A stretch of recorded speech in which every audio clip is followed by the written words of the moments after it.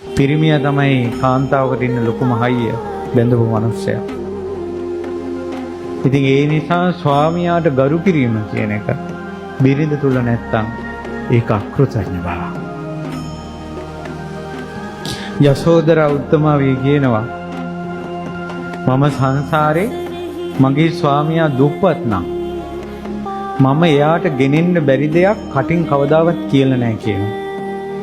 මම හිතුවා කියනවා ඒක මං ස්වාමියාට කරන මිත්‍ර ද්‍රෝහිකමක් කියලා.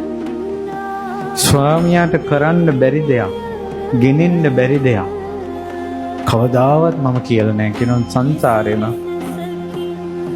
ඒ නිසායි තුන් ලෝකේම මහා බ්‍රහ්මයාගෙන් පවා වැඳුම් ලබන ස්ත්‍රී රත්නය බවට පත් වුණේ යසෝදරා.